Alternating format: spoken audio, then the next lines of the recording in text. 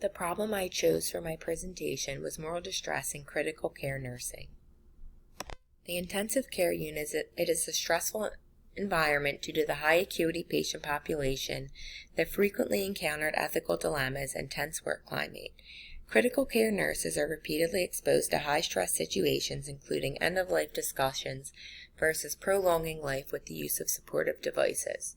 In addition, they are often faced with the delivery of inappropriate care. Due to these ethical dilemmas, up to 80% of critical care nurses experience moral distress. Moral distress is an important issue affecting critical care nurses due to feelings of powerlessness, burnout, and withdrawal. In addition to these feelings, provision of safe patient care and job performance suffer. Moral distress must be acknowledged and interventions must be put into place to address this issue suffered at the hands of critical care nurses. CINAHL, the Cochrane Library, and PubMed were the databases used to locate the literature for this problem presentation. Moral distress, nursing, ICU, and critical care were key terms used. Research included nurses in the ICU setting. Studies were only included if they had full text availability and were published in English. The research articles chosen were based on their reliability and relativity to the topic.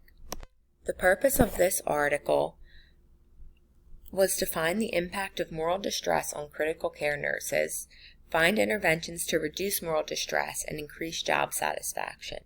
The theoretical framework used was Nathaniel's theory of moral reckoning, which showed application of improvement interventions. For the sample, there were two phases. Phase 1 included 120 adult and pediatric critical care nurses who were not in leadership positions participating in the Olson's Hospital Ethical Climate Survey and Moral Distress Scale. In Phase 2, the nurses from Phase 1 were asked to participate in 2 focus group sessions to discuss how moral distress had affected them and intervention strategies to address the problem. Moral distress was identified in this study as existing among all nurses, affecting them both professionally and personally. Magnet culture showed lower moral distress in nurses that were involved in shared decision-making. Monthly educational sessions with the bioethics department at the facility was coordinated to help provide tools and help critical care nurses cope with moral distress. The limitations in this study were due to critical care nurses from one organization being surveyed and the low response rate. The low response rate was believed to be due to Phase 1 occurring during the Ebola crisis. The author suggests better tools to address morally distressing situations are needed. The tools mentioned were communication and ethical reasoning skills. Development of an action plan to help address moral distress was included. Ethics rounds following very difficult cases causing moral distress reportedly helped to ease tension and allowed nurses to express their feelings and difficulties surrounding the situation at hand. This study could help propose interventions for nurses experiencing moral distress because the data shows that interventions and preventative strategies are necessary to maintain a morally healthy workforce. The purpose of the next article was to test reflective debriefing among ICU nurses and how it relieves moral distress while recognizing and supporting nurses. An open-ended group model was used to encourage as much participation as possible. A pre- and post-test using the moral distress scale was completed by a control group of ICU nurses at the start and end of a 6-month period. During this time, nurses were offered monthly reflective debriefings for this pilot study. A control group who did not receive the reflective debriefing also completed the moral distress scale at both 1 and 6 months. There was a total of 42 nurses included in the study. Data was analyzed using the statistical package for the social sciences. No one nurse who received reflective debriefing attended all 5 sessions offered. Limitations of this study included the small sample size and the fact that nurses from one critical care unit in one hospital were used. Authors reported that nurses' overall response to the intervention was positive. Nurses requested to continue reflective debriefing on a monthly or as needed basis. Importance of multidisciplinary collaboration also proved to be needed to navigate moral distress, increase job satisfaction, and decrease burnout. The authors believe that systemic changes need to be made. More research is recommended for interventions to address the issue of moral distress. This study is helpful to my problem because it shows that nurses respond well to reflective debriefing and can be used as an intervention on my own unit and in other ICUs. The purpose of this study was to identify consequences of moral distress and how to alleviate them. A qualitative survey was completed by critical care nurses and physicians across 13 ICUs in Vancouver. A focus group was organized to identify negative emotions tied to experiences that participants found morally distressing. 19 critical care nurses, 4 clinical nurse leaders, 13 physicians, and other healthcare professionals participated. Nurses in particular reported feeling worn down, fatigued, and distressed. Nurses stated they used methods such as requesting an assignment change, venting, leaving the ICU, and drinking after work to address their feelings of moral distress. Limitations included the use of focus groups, which gave insight to participants' experiences. These experiences were not sufficient to draw general conclusions. In the discussion, the author states that overall, critical care nurses who experienced moral distress felt frustrated, the quality of patient care was reduced, and that staff turnover rates were high.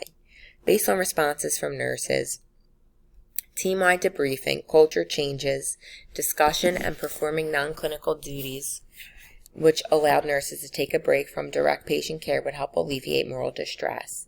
These solutions would help reduce burnout and improve job satisfaction. This study could help propose team debriefing and initiate culture changes to lessen moral distress in ICUs. The purpose of this study was to assess levels of moral distress and its effect on critical care nurses. An exploratory, descriptive, non-experimental, 2-part questionnaire study was used by the authors. 28 critical care nurses working in a MICU were surveyed. Part 1 used Corley's Moral Distress Scale to measure nurses' experiences with moral distress. Part 2 was open-ended and asked nurses how moral distress has affected them. Critical care nurses stated that they dread coming to work, have cut down their work hours, or have left the ICU position altogether. Some nurses report that their mental health has suffered and they feel physically sick. Limitations in this study were due to the small sample of nurses in a single unit in one medical center. Mueller and Moss state that the levels of moral distress occurred when nurses felt they were providing aggressive care to patients who would not benefit. They report that moral distress is a serious issue that deserves more attention. Although moral distress has been discussed in the nursing field since 1980, the study concludes that further research and intervention are needed to better mitigate it. The results of this study could help bring more attention to moral distress in ICUs by providing data and initiating discussions on how to change it. The final article's purpose was to further explore the relationship between moral distress and palliative care in the ICU and to implement further intervention. A conceptual framework was used for this review. An integrative review was used to investigate 2 qualitative and quantitative descriptive studies.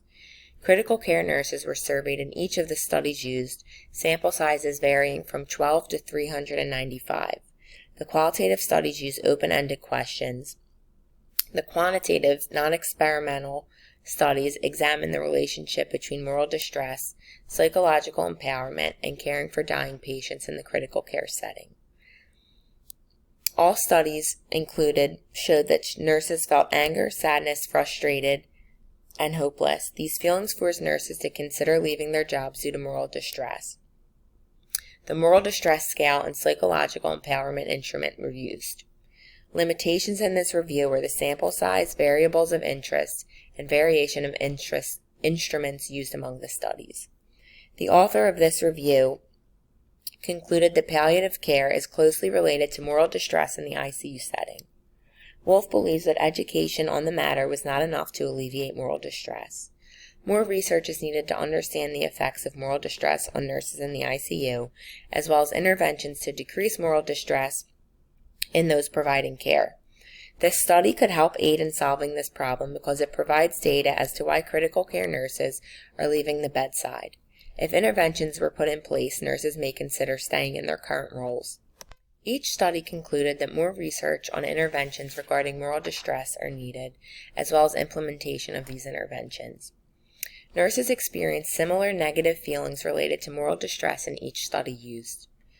Although similar tools were used to survey critical care nurses, interventions were not offered in each study. 2 out of 5 articles provided interventions to alleviate moral distress, which were monthly educational sessions and reflective debriefing.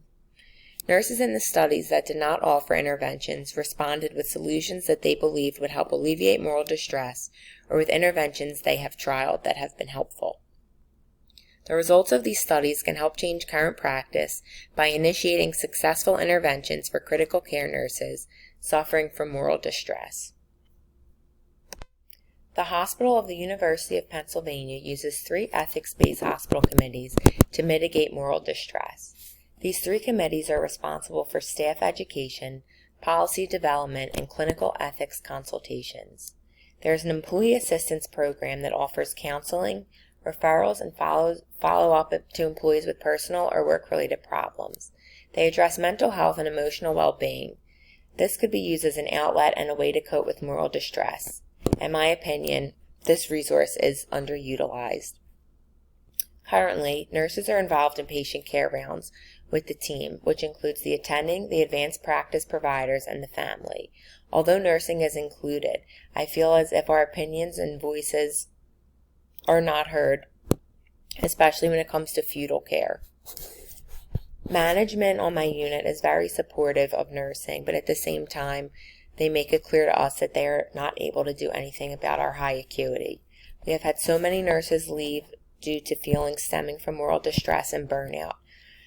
Bonuses have been given because we are so short-staffed, which really doesn't help the problem. There has been a moral distress workshop that includes facilitating of open discussion regarding ethical dilemmas, case studies, reflective debriefing, learning frameworks and strategies to address moral distress.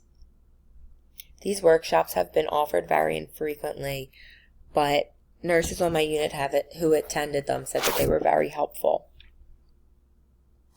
The research in these studies conclude that although it is known that critical care nurses are suffering from moral distress, interventions regarding this problem are lacking.